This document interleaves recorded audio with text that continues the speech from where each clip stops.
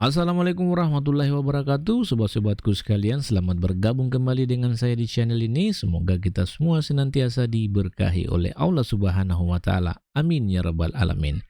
Oke, dalam video kali ini saya akan berbagi informasi menarik kepada adik-adik peserta seleksi calon mahasiswa baru lewat jalur SNBP tentunya, yaitu terkait dengan pengaruh jejak digital terhadap kelulusan calon mahasiswa peserta SNBP tahun 2023 ini. Kenapa ini penting? Karena berdasarkan hasil penelusuran saya di internet, saya menemukan beberapa tautan atau informasi yang dimuat di beberapa media online. Salah satunya di Pikiran Rakyat.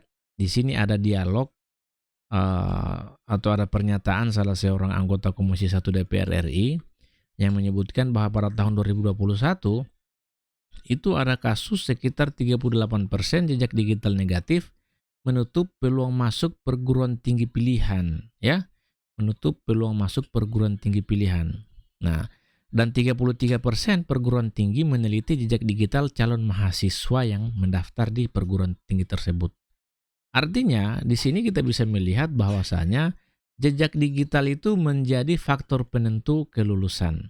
Ya, meskipun syarat pemantauan jejak digital ini tidak dituangkan secara tersurat dalam peraturan, namun saya sangat yakin bahwasanya ketika perguruan tinggi melakukan seleksi terhadap mahasiswa, terhadap calon mahasiswanya, ya pasti akan melibatkan salah satu poin ini, yaitu jejak digital.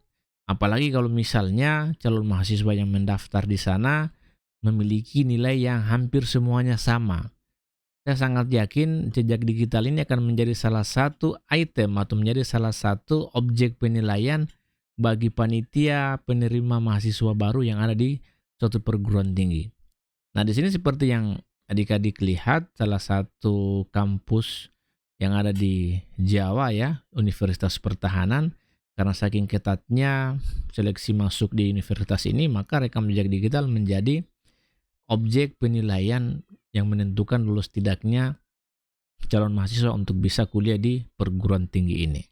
Oleh karena itu, saya sangat menyarankan adik-adik untuk menonton secara keseluruhan video ini agar bisa mengambil pelajaran terkait seperti apa cara kita menyikapi jejak digital di dunia maya, ya, seperti itu.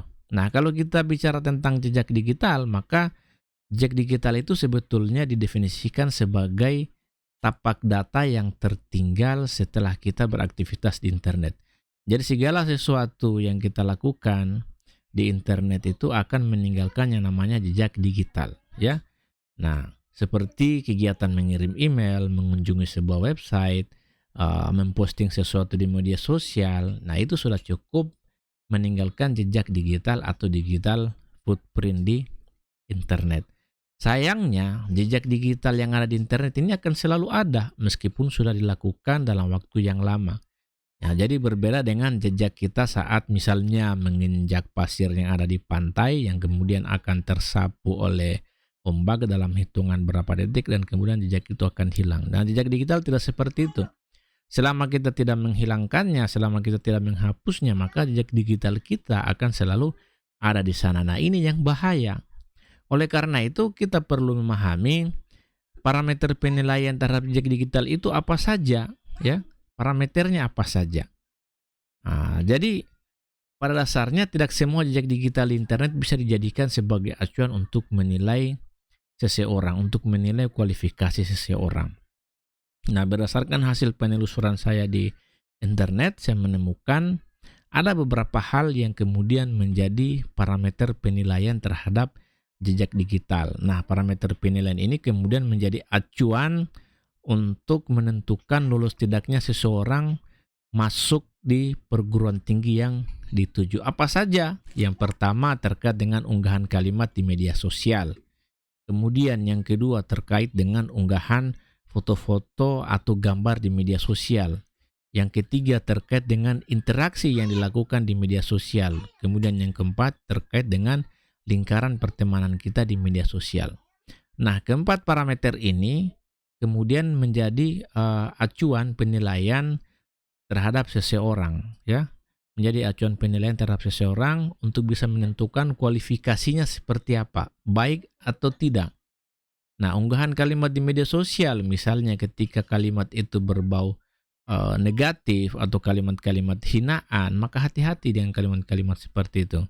Begitu pula dengan unggahan foto-foto kita di media sosial atau unggahan gambar yang kita posting di media sosial. Itu juga akan menjadi menjadi salah satu faktor penilaian. Apakah gambar-gambar itu gambar-gambar yang pantas atau tidak pantas? Makanya kita hati-hati. Kemudian interaksi yang kita lakukan di media sosial. Bagaimana cara kita berinteraksi dengan netizen lainnya di media sosial, itu akan menjadi acuan penilaian juga. Begitu pula dengan lingkaran pertemanan kita di media sosial. Dengan siapa kita berteman, siapa-siapa teman kita, apakah orang-orang yang toksik atau misalnya orang-orang yang buruk perilakunya, maka itu akan menjadi satu poin penilaian juga terkait dengan jejak digital ini.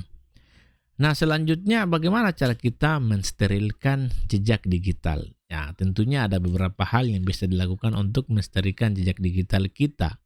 Jadi, yang pertama itu, ya, sebisa mungkin kita menghapus jejak digital bermuatan negatif yang pernah ditinggalkan di dunia maya, baik itu di media sosial ataupun di laman internet lainnya.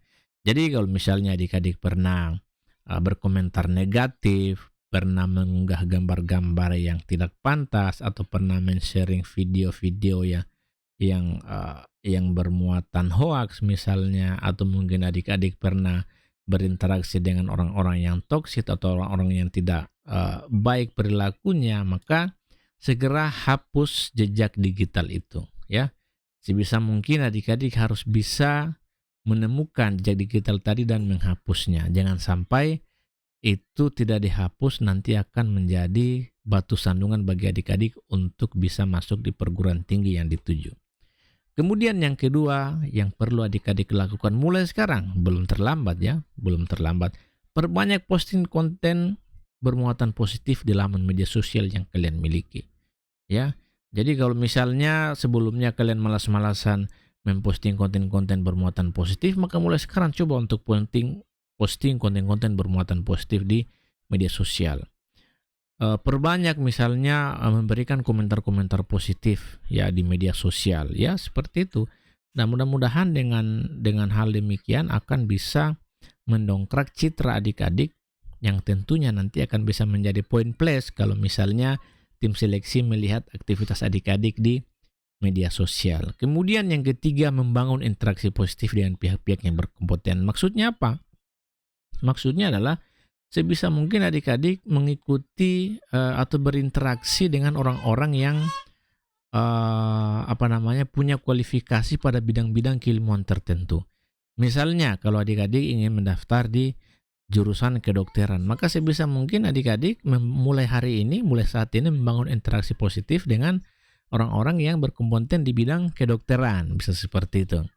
Nah, misalnya adik-adik mendaftar di jurusan komputer misalnya, maka sebisa mungkin mulai hari ini adik-adik melakukan atau membangun interaksi positif dengan orang-orang yang berkompeten di bidang komputer atau IT. Misalnya kalau sebelumnya adik-adik belum pernah memfollow atau mengikuti akun sosial media Onowe Purbo misalnya ini untuk yang mendaftar di jurusan komputer, maka mulai sekarang ikuti fanspage Onowe Purbo, kemudian komentar di sana, melakukan komentar-komentar positif, berinteraksi dengan beliau.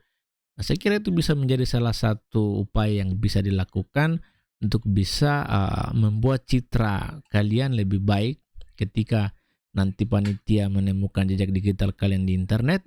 Pasti panitia seleksi akan melihat bahwasannya ini bagus ini karena interaksinya memang dengan orang-orang yang berkompeten di bidangnya.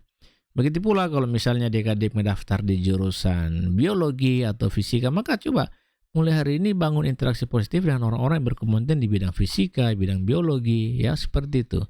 Nah, belum terlambat, mulai hari ini bisa dilakukan dan memperbanyak interaksi-interaksi positif, insya Allah, maka jejak digital adik-adik akan lebih positif juga tentunya. Kemudian yang keempat, segera mungkin meninggalkan atau meng-unfollow situs atau grup yang gemar menebar kebencian. Nah, ini juga. Jadi kalau misalnya selama ini adik-adik suka mengikuti situs atau grup-grup yang gemar menebar kebencian atau menebar kabar-kabar yang tidak penting, ya kalau bisa mulai hari ini unfollow dulu. Tinggalkan dulu grup-grup tadi. Tinggalkan dulu situs-situs tadi ini untuk kebaikan adik-adik. Jangan sampai karena adik-adik berada dalam satu grup yang tidak baik, maka itu bisa berakibat fatal, bisa mengakibatkan adik-adik nanti dinilai tidak bagus oleh perguruan tinggi yang adik-adik daftar, ya. Jadi sebisa mungkin men-follow, adik-adik mulai melihat-lihat lagi di grup-grup mana adik-adik bergabung, misalnya di Facebook, grup apa yang adik-adik ikuti. Ya, kalau memang tidak grup tadi tidak tidak bagus, tidak baik atau tidak berkompeten, maka mulai sekarang di unfollow atau ditinggalkan. Ya, kira-kira seperti itu. Nah, selanjutnya bagaimana caranya kita menghilangkan jejak digital di internet? Tentu ini agak susah, tapi bukan tidak mungkin kita bisa melakukannya. Ada beberapa cara yang bisa dilakukan untuk menghilangkan jejak digital.